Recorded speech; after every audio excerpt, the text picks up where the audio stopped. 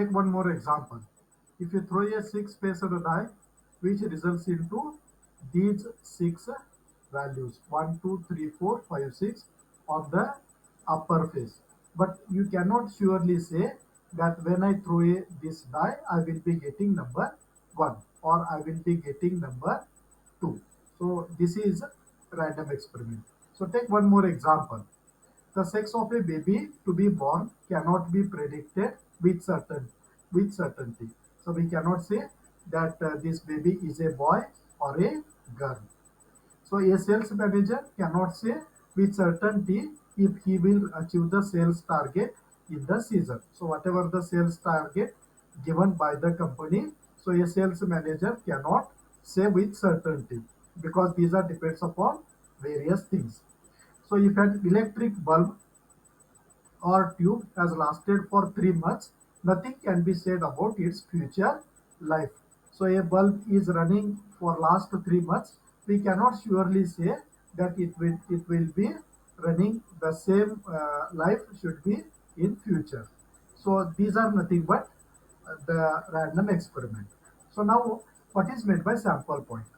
So sample point is nothing but each distinct outcome or result of an experiment. So the result of an experiment means what? Suppose if you throw a coin, the result is either H or T. These are the two distinct outcomes. The outcomes are separate. Distinct means these are the two separate outcomes. So when you throw a die, so you will be getting any number out of 1 to 6 out of 1 to 6. These are all the separate outcomes. These are the distinct outcomes. And if you total all these sample points, so that is denoted by n of a. So n stands for number.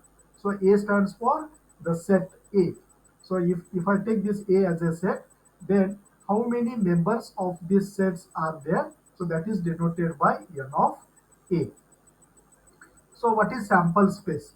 So sample space is the set or aggregate of all outcomes of a random experiment. So that means whatever be the outcome of a random experiment, if you collect all these outcomes, that becomes a sample space. And normally this sample space is denoted by omega or it is denoted by S. And total number of outcomes of an experiment is denoted by n of omega. So omega is the sample space. So take an example. In a throw of a coin, so what is my sample space?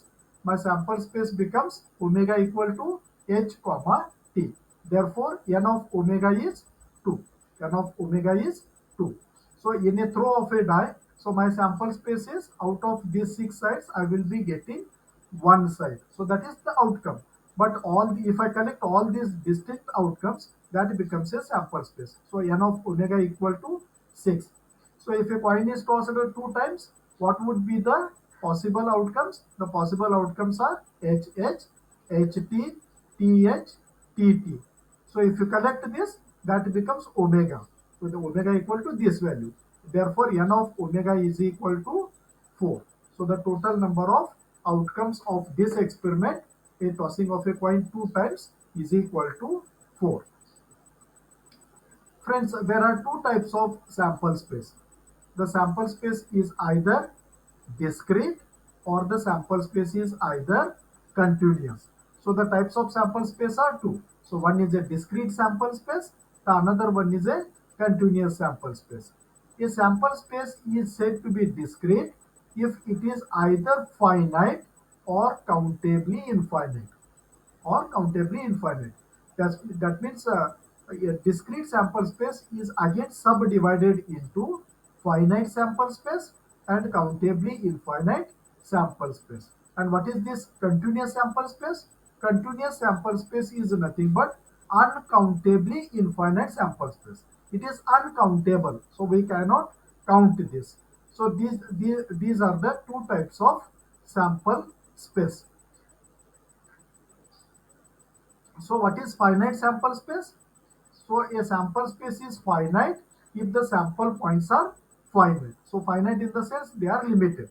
So if you take this example, when a coin is tossed 3 times, so these are the possible 8 outcomes. So n of omega equal to 8.